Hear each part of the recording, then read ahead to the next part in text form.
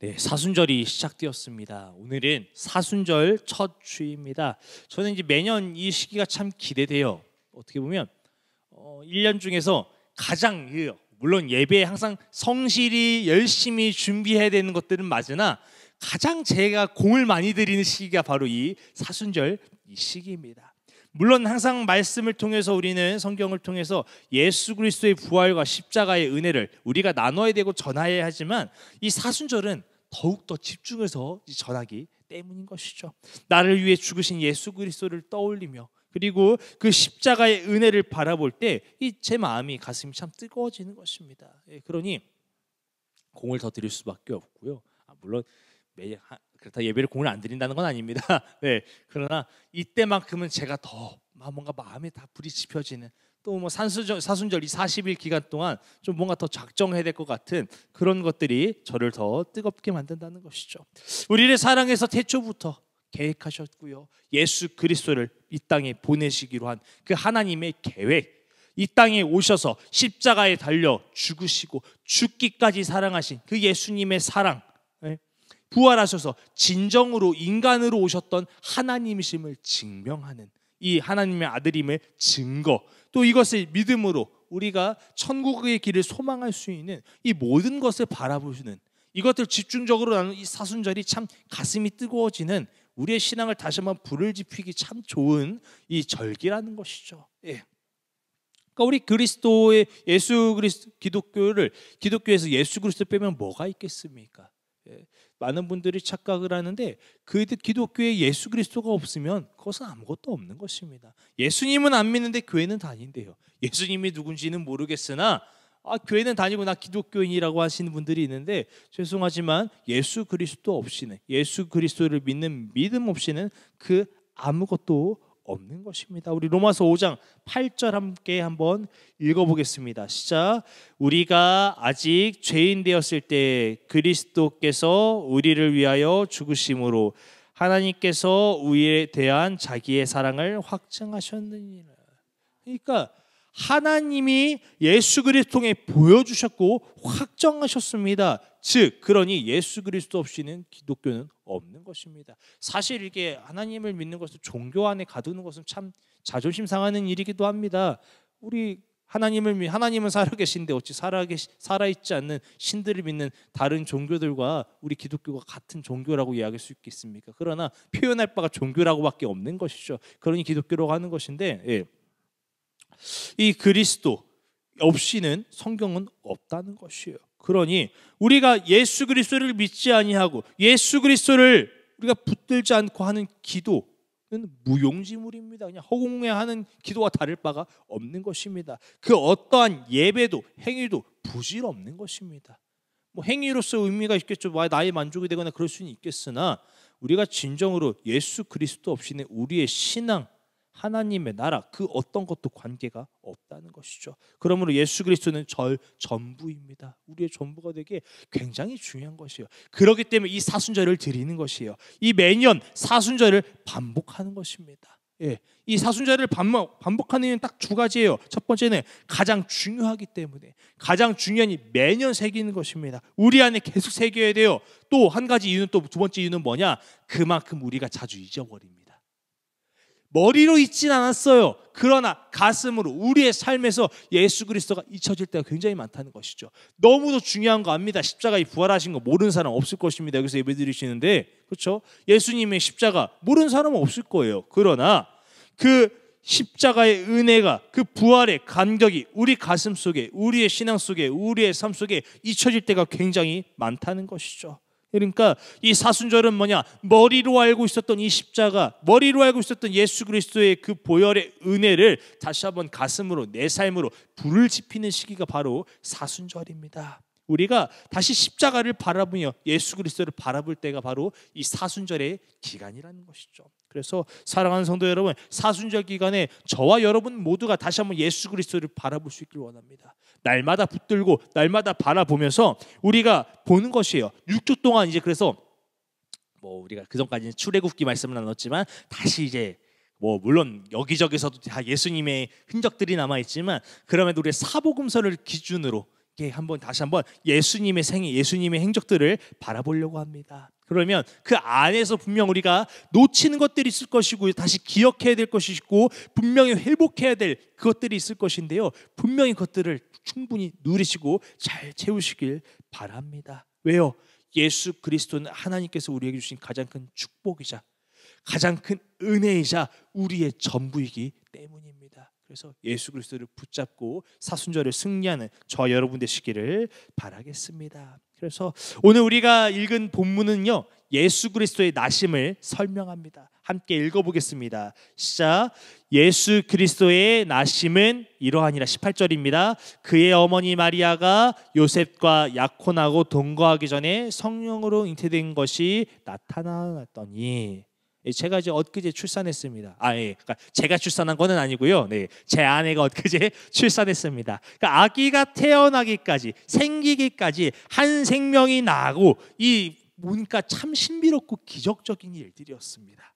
또 한 번의 아픔이 또 있기도 했었고요. 또 새로 갖기까지 굉장히 오랜 시간들이 걸렸습니다. 자, 이렇게 저와 제 아내가 노력을 했고요. 또 주변에 많은 응원이 있었기 때문에 이제 엊그저께 우주가 태어난 것이죠. 아들 이름이 우주입니다. 우주. 그래서 결코 이제 한 사람 빠지지 않고는 안 되는 거예요. 두 사람이 꼭 함께해야, 두 사람이 같이 있어야 이 우주는 태어날 수 있는 것입니다. 근데 예수 그리스도의 탄생을 보니까 좀 달라요. 다르죠. 한 사람 없이 가능했습니다. 아빠, 남편, 요셉 없이 마리아 혼자 임신하였습니다. 왜요? 성령으로 잉태하였다. 오늘 성경은 우리에게 말하고 있습니다. 예수의 어머니 마리아가 성령으로 임신하여 잉태하기 시작합니다. 그때가 어느 때였느냐? 요셉과 약혼하고 또 동거하기 전이었습니다. 그러니까 아직 결혼하기 전이었고요. 처녀인 상태에서 이 마리아는 이 성령으로 잉태된 것입니다. 그러니까 여기서 이것을 보면서 우리가 가장 중요하게 놓치지 말아야 될 것은 무엇이냐?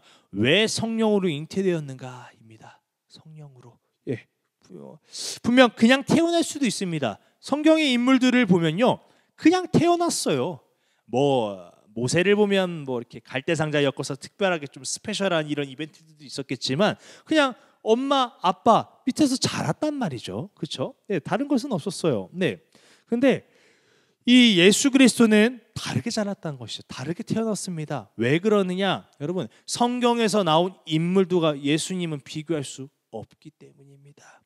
예수님은 그냥 인물이 아니에요. 그냥 하나님이 쓰신 정도가 아니라 인간의 몸으로 오신 하나님이자 완벽한 하나님의 아들이셨기 때문에 예수님의 탄생은 이렇게 다른 것입니다. 그러니 예수님은 인간의 몸에서 인간의 씨로, 인간의 대로 이어지는 것이 아니라 처녀의 몸에서 태어나셨어야 됩니다. 우리 이사야 7장 14절 함께 읽어보겠습니다. 시작. 그러므로 주께서 친히 징조를 너희에게 주실 것이라. 보라, 처녀가 잉태하여 아들을 낳을 것이요 그의 이름을 임마누엘이라 하리라. 그러니까 예수님의 탄생은요, 이미 구약시대 이사야를 통해 예언되었습니다.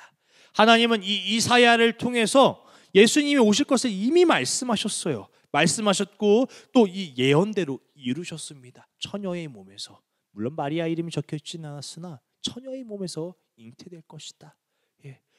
이전에도 이후로도 앞으로도 전혀 없을, 절대로 없을 처녀의 몸에서 성령으로 잉태되는 그 사건을 예언하셨고 하나님은 이루신 것입니다. 또 임마누엘 뜻은 무엇이죠? 하나님이 우리와 함께 하신다라는 의미입니다. 그러니 이 하나님께서 이 처녀의 몸에서 잉태하도록 만드신 이유가 무엇이냐? 우리와 함께 하심을 보이시기 위해서, 내가 너희와 함께 할 거야, 이전에도 앞으로도 함께 할 것이야 라는 이 약속의 징조를 보여주신 것이 바로 이 처녀의 몸에서 잉태한다는 것입니다. 성령으로 잉태되는 것을 하나님께서 보여주신 것입니다. 그러니까 이것은 단순히 그냥 처녀의 몸으로 났다, 신기하다 정도가 아니라 이 처녀의 몸으로 나타나야 할 하나님의 원대한 계획이셨으며 스페셜한, 그 누구도 따라하고 흉내낼 수도 없는 인간의 몸으로 하나님이 오셨음을 증명하기 위해 아주 중요하다는 것이죠. 그렇기 때문에 성령으로 잉태했던 아주 중요한 징조인 것입니다. 여러분, 또 하나는 뭐냐? 성령으로 잉태됐어야 됐어요. 우리는 아담과 하와로부터 원죄가 이어집니다. 우리 안에 계속 죄성이 남아 있습니다. 그러나 예수 그리스도는 어떻습니까? 죄가 없는 분입니다. 우리 가끔 그런 얘기하잖아요. 예수님은 죄가 없는데 십자가에 지셨다. 죄가 없고 흠이 없고 깨끗한 분이셨다. 예, 그것이 여기서부터입니다.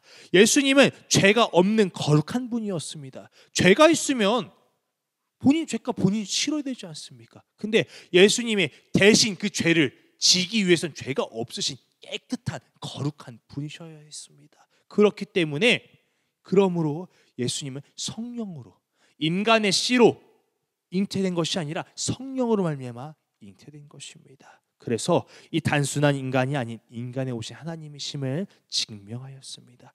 인간의 후손이 아닌 하나님의 영인 성령으로 잉태되어 인간이면서도 동시에 하나님의 신성, 하나님의 성품을 갖고 태어난 것입니다. 그러니 이 성령으로 태어난 것은 엄청난 일인 것이죠. 엄청난 일. 자, 여러분, 근데 가끔 이렇게 생각하는 사람들이 있어요. 우리나라에 보면 우리나라만 봐도 이 신화라는 게 있습니다. 그렇죠?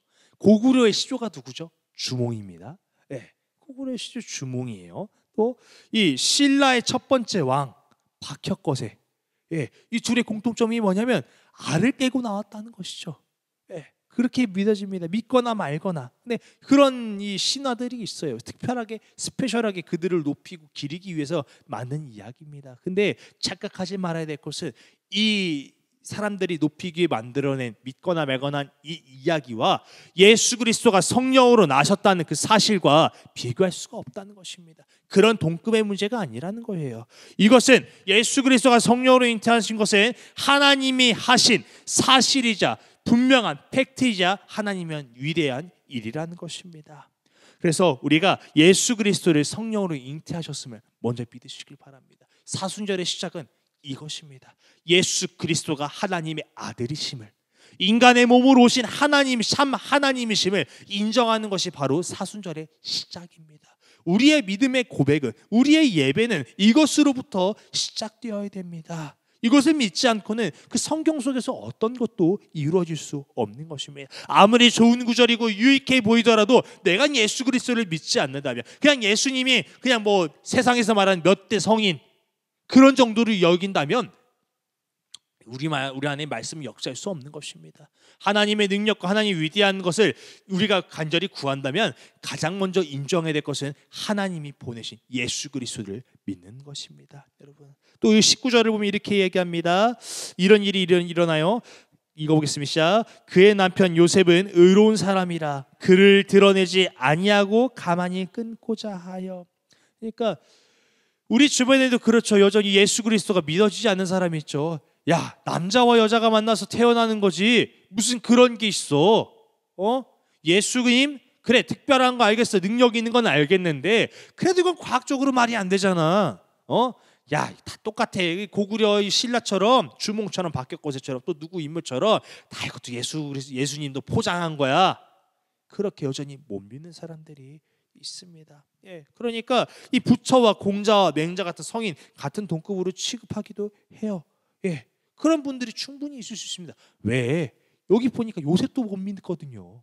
요셉도 이 상황을 보면서 근심합니다. 힘들어합니다. 믿지를 못합니다. 이것을 받아들이지 못합니다. 그러니 어떻게 요셉은 이 임신 소식을 들으니까 조용히 파혼하려고 하죠. 조용히 파혼하려고 합니다. 이 믿어지지 않았으나 이 그 결과로 조용히 그런 모습들을 보인다는 것입니다. 여러분, 요셉도 그랬어요. 그럴 수 있습니다. 그러나 여러분, 우리가 분명히 해야 될 것은 그럼에도 다시 한번 하나님께 붙드시기 바랍니다. 네, 붙드시길 바랍니다. 이거 다음에 좀 이따 얘기할 거고요. 먼저 얘기할 것은 이 요셉은 정말 충격적이었을 거예요. 이 자신이 사랑하는 결혼을 앞둔 이 신랑의 마음이 얼마나 이 애틋하고 기대가 되겠습니까? 내 이 처가 될, 내 아내가 될 이 사람을 얼마나 눈에서 꿀이 뚝뚝 떨어지겠습니까? 그런데 갑자기 임신이라뇨, 배가 부르다니요, 청청병력 같은. 나는 아직 종고하지도 않았는데, 동침하지 않았는데, 첫날 밤을 보내지도 않았는데 이게 무슨 일이지? 예, 의심이 되지 않겠습니까? 예, 억울하기도 하고요, 속이 상하기도 할 거예요. 또 파혼하면 이 소문들을 어떻게 감당할 것입니까? 별의별 많은 생각들이 들었겠죠. 근데 요셉이 어떻게 행동했느냐 먼저 볼 수 있기 바랍니다. 요셉은 어떻게 했냐? 이 일들을 드러내지 않고 조용히 해결했다는 것이죠. 여러분, 우리 신앙생활 가운데 더욱더 마음을 잘 지킬 수 있기를 바랍니다. 내가 믿어지지 않는다고 해서 이것을 드러내기보다는 좀 기다리고 인내할 수 있기를 바랍니다. 그 가끔씩 말씀 듣고요, 안 믿어지는 거, 그래 본인이 안 믿어질 수 있어요. 근데 내가 안 믿어지는 게 정답인 것처럼, 내가 안 믿어지는 게 당연한 것처럼 그것을 갖고 울그락 이렇게 뿜어내는 사람들이 있습니다. 쉽게 말해서 입으로 깎아먹는 사람들이 있다는 것이죠. 왜요? 아직 이 교회 안에서, 신앙생활 안에서 하나님의 뜻을 받아들이기보다는 여전히 내 자아, 내 생각과 내 의가 먼저 드러나기 때문입니다. 그래서 거기까지도 괜찮아요. 왜? 이것은 깨고 부서지고 변화되면서 다시 하나님께 나아갈 일이니까요. 그러나 이 자신의 뜻 갖고, 잘난 가지고, 판단 가지고 말씀에 도전하는 자들이 있습니다. 목소리를 내는 자인데요, 불신의 목소리 내고 불평의 목소리를 내고 이 불화, 깨짐 이런 것들을 만들어내는 자가 있다는 것이죠. 만약에 요셉이 이 마리아가 바람이 피었다, 나는 깨끗하다, 나는 결혼 전에 동침하지 않았다, 나는 모르는 일이다, 자신이 재발절해서 불안해서 자신이 어떻게 될까, 그런 것들을 누명 쓰기 싫어서 이렇게 소리를 내고 소문을 해버리고 자기는 괜찮다고 부인해버리면 어떻게 됐겠습니까? 하나님의 계획은 물론 이루어질 겁니다. 하나님의 계획을 누가 막을 수 있겠습니까? 그러나 요셉은 예수님의 아버지로서 이 믿음의 가문이 되지 못했을 것입니다. 하나님이 하시는 이 원대한 계획에, 원대한 사역에 동참하지 못했을 것이며, 하나님의 영광을 드러내기보다는 자신을 안식하는, 자신을 위한, 자신만의 살아가는 그런 자로 남았을 것이라는 것입니다. 여러분, 말씀을 들었을 때 이해가 되지 않을 수도 있습니다. 어떻게 처음부터 다 잘되고 믿음이 자라나고 왕성하겠습니까? 저도 그래요. 제가 지난 날을 돌아보면 어렸을 때부터 갑자기 제가 응애하고 태어나자마자 갑자기 기도하고 막 믿고 예수 그리스도가 나의 구원자이십니다 고백하지 않았습니다. 저도 지금까지 올 때까지 성장하는 시간이 있었고, 하나님 앞에서 이 연약한 믿음을 가지고 변화되는, 성장하는, 하나님의 은혜를 구하는 시간이 있었다는 것입니다. 여러분, 이해가 되지 않아도요, 마음이 잘 다스려지지 않고 이 말씀을 듣다가 불편해질 때가 있을지라도 입술을 잘 지키시길 바랍니다. 잠언 4장 23절에 이런 말씀이 있어요. 무릇 지킬 만한 것 중에 더욱 내 마음을 지키라. 생명의 근원이 이에서 남이니라. 말을 지켜야 됩니다. 행동을 지켜야 됩니다. 표정은 일그러질 수 있어요. 사람이 어떻게 또 당황하지 않겠습니까? 수상하지 않겠습니까? 그러나 그 이후로 내뱉는 나의 말이나 나의 행동은 우리가 컨트롤할 수 있는 거 아닌가요, 여러분? 그래서 하나님 앞에서 우리가 하나님이 살아계심을 믿으며 우리의 입술을, 우리 행동을 잘 지킬 수 있길 바랍니다. 그때 어떻게 되느냐? 자, 하나님은 요셉에게 천사를 보내셨습니다. 20절 함께 읽어볼게요. 시작. 이 일을 생각할 때에 주의 사자가 현몽하여 이르되, 다윗의 자손 요셉아, 내 아내 마리아 데려오기를 무서워하지 말라.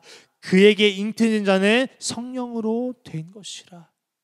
요셉이 입술을 닫고요, 조용히 넘어가려고, 자신의 믿음으로, 자신의 생각으로 도저히 받아지지 않고 이해되지 않는 이 상황 속에서도 이 요셉은 입술을 닫고 그는 가만히 있었다는 것이죠. 그럼 여기 뭐라고 적혀 있어요? 이 일을 생각할 때, 이 일을 생각할 때를 제가 영문으로 보니까 뭐라고 되냐? 콘시더. 콘시더드 맞나요? 제 발음 좀 이상한데, 무슨 뜻이냐? 깊이 생각한. 요셉은 계속 생각했어요. 계속 이 일을 가지고 계속 고민했어요. 묵상이라고 할 수 있는지 모르겠으나 깊이 생각했다는 것이죠. 단순히 그냥 쳐버리고 흘려버리고 그런 것이 아니라, 이 문제가 무엇일까? 이것이 왜 일어났을까? 이걸 내가 도대체 어떻게 받아들여야 될까? 그는 입술을 다물고 신중하게 고민했다는 것이죠. 여러분, 우리가 믿어지고 이해되지 않을 때도 다시 한번 되새겨오는 것입니다. 이게 하나님의 말씀이라면, 예수 그리스도가 나를 위해 죽으셨다는 것이 믿어지지 않더라도 예수 그리스도가 나를 왜 죽으셨을까? 왜 죽었어야 되는데? 고민해 보는 것입니다. 여러분, 아유 말도 안 돼, 말 같지도 않은 소리 하지 마, 성령으로 뭔 잉태야 하고 쳐버리는 것이 아니라, 그래? 그렇다면 왜 성령으로 잉태되는 것인데? 왜 예수 그리스도가 하나님의 계획이며 우리를 사랑하시는 임마누엘 하나님이신데 이게 왜? 여러분, 계속해서 왜를 던져보시는 겁니다. 불신을 향한 내 마음이 깨지는 그런 불평의 왜가 아니라, 하나님의 뜻이 무엇일까? 하나님의 살아계심을 인정은 하며 하나님의 살아계심을 믿으며, 하나님 왜 그러셨을까? 계속해서 우리는 말씀을 고민해 보아야 된다는 것입니다. 여러분, 저는 가끔 생각해봐요. 나는 언제 예수님을 믿게 되었는가? 언제부터 하나님 부정하지 않았는가? 이런 시간들을 생각해가요. 제가 사실 눈으로 하나님을 본 적이 없지 않습니까? 눈으로 보면 죽으니까요, 그렇죠? 근데 또 피부로 느껴본 적도 없습니다. 하나님 만져본 적도 없어요. 제가 뭐 오감으로 뭐 어떻게 해본 적이 없습니다. 근데 이 말씀을 읽다 보니, 어렸을 때부터 말씀을 읽었고 말씀을 듣다 보니, 또 그것을 가지고 기도하보니, 살아보니 내 삶에 임하시는 그 하나님, 말씀이 이루어짐을 경험했고, 그때부터 말씀이 믿어지고 삶을 살아가는 것입니다. 삶의 구석구석을 보니까 하나님이 직접 오셔서 제 팔을 붙잡으시며 움직였던 적은 없겠지만, 제 삶에 이루어지는 이 일들이며 이 기적 같은 순간들을 보며 하나님은 살아계시다 경험한 것입니다. 이처럼 요셉에게도 하나님께서 천사를 보내셨어요. 그가 작업실 때 그의 꿈을 통해서 천사를 보내 말씀하셨습니다. 여러분, 입술로 까먹지 마시고 불신하지 마시고 내뱉지 마시고, 하나님 붙들고 좀 더 입술을 잘 지키고 마음을 잘 지켜서 기다리시길 바랍니다. 그것이 믿음입니다. 그것이 신뢰입니다. 우리가 그렇게 나갈 때 하나님께서 요셉을 부르셨던 것처럼 저에게도 임하셨던 그 하나님이 여러분 가운데 임하시는 줄 믿습니다. 말씀은 배워서 이해하는 것이 아닙니다. 듣는 것입니다. 보고 듣는 것입니다. 들음으로 믿음이 자라난다 그랬습니다. 계속해서 듣는 것입니다. 듣고 고민하고 성경 공부하는 것도 좋아요. 그러나 어떠한 수학 공식 이론처럼 딱딱딱딱 떨어지는 것이 아니라, 듣고 믿음으로 듣고 그러므로 믿음이 나는 겁니다. 이사야로부터 하신 하나님의 예언, 그 예언을 이루시는 그 예수님이 나를 위해 십자가를 죽으셨음에 부활하셨고 나의 구원의 길이 열렸다는 것을, 이런 말씀을 듣고 우리는 다시 한번 기도하며 믿음을 구하는 것입니다. 요셉아, 내 아내 마리아를 무서워하지 말라. 이 뱃속의 아이는 성령으로 잉태한 것이다. 이 말을 듣고 요셉은 바뀌었어요. 그 전까지는 잠이 왔겠습니까? 이 사실을 어떻게 되지? 정리해야 되는구나. 내가 사랑했던 여인이었는데 갑작스럽게 어쩔 수 없이 그만큼 이 여인을 내버릴 만큼 그렇게 상심했던 그 요셉에게 천사가 와서 걱정하지 말아라. 이 마리아의 뱃속에는 성령으로 잉태된 것이다. 하나님의 계획이다. 하나님의 뜻이다. 이야기했을 때 요셉은 바뀌었습니다. 충격에서 순종으로 변화됐습니다. 여러분, 말씀을 듣고 의문이 갖고 믿어지지 않는 것이 있을 수 있습니다. 그러나 그때마다 하나님 앞에 구하시길 바랍니다. 천사를 보내시듯 믿음을 주실 것입니다. 여러분 삶 가운데 하나님의 일하심이 보일 것입니다. 자, 22절 함께 읽어볼게요. 시작. 이 모든 일이 된 것은 주께서 선지자로 하신 말씀을 이루려 하심이라 이르시되. 하나님은요, 말씀을 이루시는 하나님입니다. 말씀이 곧 하나님이라 이야기했습니다. 우리가 하나님을 다른 곳에서 찾는 것이 아니라, 어떠한 증명으로 찾아내는 것이 아니라 말씀으로 바라보시길 바랍니다. 말씀을 이루셨고 말씀으로 보여주셨습니다. 말씀이 아니고서로 계속 다른 곳에서 찾다 보니 다른 길로 갑니다. 이상한 곳에 빠집니다. 이단에 빠집니다. 그러나 말씀을 묻고 말씀대로 믿을 때 하나님을 바라볼 수 있는 줄 믿습니다. 처녀가 잉태할 것이다. 700년 전에 말씀하셨어요. 이사야가 활동하는 시간이 BC 740년도 40년. 그러니까 이 예전 700년 전, 훨씬 전이었어요. 그러나 이 예수 그리스도는 700년 후에 태어나셨습니다. 그러니 하나님은 말씀을 이루셨다는 것입니다. 다시 한번 또 얘기해 볼게요. 왜 이루셨다고요? 23절입니다. 시작. 보라, 처녀가 잉태하여 아들을 낳을 것이요 그의 이름을 임마누엘이라 하리라 하셨으니, 이를 번역한즉 하나님이 우리와 함께 계시다 함이라. 하나님은 우리와 함께 하시다, 함께 하심을 보여주기 위해서 임마누엘이라, 예언하셨습니다. 임마누엘의 하나님이 예언하신 것입니다. 예수 그리스도를 보내신 것이 하나님의 사랑이시다. 하나님이 너희와 함께 하신다. 우리와 함께 계시다. 오늘도 살아계시다. 보여주신 것입니다. 예수 그리스도가 십자가에 달려준 것이 하나님이 우리를 사랑하셨음을 믿으시길 바랍니다. 부활하셨다는 것은 그냥 이것이 거짓말이 아니라 사기꾼이 아니라 진정한 하나님의 계획이셨고, 하나님의 사랑은 끊어지지 않았음을, 영원함을 부활하심으로 보여주신 것을 또한 믿으시길 바랍니다. 그래서 예수님을 통해 하나님이 어제도 지금도 앞으로도 함께 하시길 원하신다는 그 사실을 믿을 수 있길 바랍니다. 그래서 요셉이 꿈에서 이 천사를 만났고 천사의 말대로 마리아와 결혼했습니다. 결혼했는데 또 이제 요셉이 지난주까지 출애굽기를 계속 전하니까 모세라는 말이 헷갈리네요. 네, 어떻게 했는지 한번 보겠습니다. 마태복음 1장 25절입니다. 시작. 아들을 낳기까지 동침하지 아니하더니 나음의 이름을 예수라 하니라. 예. 요셉이 생각해 볼게요. 얼마나 평안이 왔겠습니까? 얼마나 많은 생각이 들었겠어요. 의심하지 않으려고 그래도 이게 사람 미치는 거잖아요. 마리아가 설마 아닌데 나만 바라보던 사람인데 그런 사람이 아닐 텐데 막 그래도 이 보이는 게 있으니까 얼마나 의심이 있다가 천사가 꿈속에 요셉아 이는 성령으로 잉태한 것이다 이야기했을 때 이 마음의 안심이 얼마나 들었을까요? 그렇죠? 그러면 얼마나 기쁜 마음으로 결혼할 것이며, 그렇죠? 물론 여전히 믿지 못한 자들의 수군거림은 있었겠죠. 그렇죠? 그래도 얼마나 기뻤겠습니까? 또 그리고 이 아내 마리아와 얼마나 같이 있고 싶었겠습니까? 그러나 이 요셉은 예수님이 탄생할 때까지 마리아와 동침하지 않았다는 것입니다. 동침하지 않은 이유가 무엇일까요? 마리아가 성령으로 잉태하였음을 알았기 때문입니다. 요셉은 마리아의 뱃속에 있는 이 앞으로 태어날 예수 그리스도를 하나님의 아들이시며 구원자임을 인정했습니다. 왜요? 이 행동으로 보여준 것이에요. 만약에 요셉이 동침하였다면 이제 사람들은 그렇게 하겠죠. 역시 예수님은 요셉의 자식이 맞아. 봐봐, 예수님 자식이 맞아. 그리고 또한 이 하나님의 거룩한 성령으로 잉태된 이 아이를 거룩함을 구분하지 못하는 행동인 것입니다. 그래서 예수님이 태어나기 전까지 동침하지 않음으로 예수님이 하나님의 아들이심을, 또한 그의 거룩함을 요셉이 나름 그 자리에서 요셉이 할 수 있는 만큼 구분하여 하나님께 올려드린 것입니다. 여러분, 사순절을 보내는 우리가 이런 거룩한 구분함이 있길 원합니다. 요셉은 얼마나 함께 하고 싶었어요. 자기가 하고 싶은 것들이 얼마나 많았겠습니까? 그러나 부부관계 굉장히 중요한 것이지 않겠습니까? 그럼에도 요셉은 하나님 앞에, 하나님을 향한 신뢰로 그 앞에 순종한 것입니다. 여러분, 사순절을 보내는 우리가 하나님 앞에 구분되어질 수 있길 바랍니다. 물론 우리의 행위로 구원을 받았다 이런 얘기가 아닙니다. 그러나 우리가 하나님께 드릴 수 있는 것들이 분명히 있지 않습니까?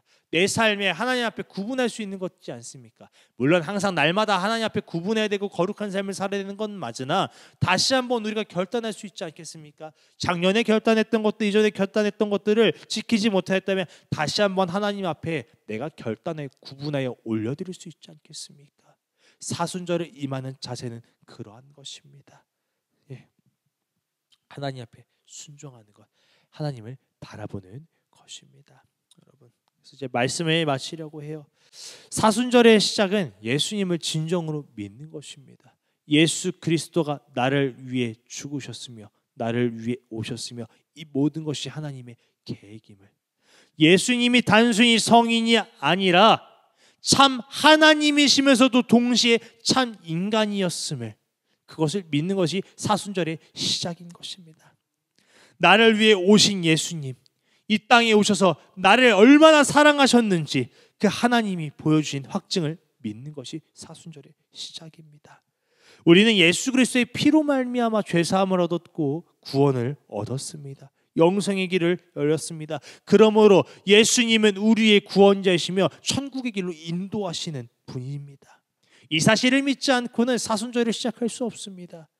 이 사실을 믿지 않고는 사순절을 온전히 드릴 수 없습니다. 우리가 매일 기도하고 예배 드린 듯 예수님이 나의 구원자이심을, 하나님의 아들이심을 우리가 믿지 못한다면 그것은 아무런 소용이 없는 것입니다. 여러분, 사순절을 시작하면 다시 한번 예수 그리스도를 먼저 붙잡을 수 있길 바랍니다. 사순절을 시작하면 우리가 예수님의 이름을 부르짖기 원합니다. 또한 요셉처럼 우리의 삶을 거룩하게 구분하여 올려드릴 수 있는 우리의 마음의 자세가 가장 먼저 서길 원합니다. 믿음으로 이해되지 않을 수는 있습니다. 그러나 우리가 믿음을 구하며 하나님을 신뢰하며 나아가는 사순절이 되시길 바랍니다.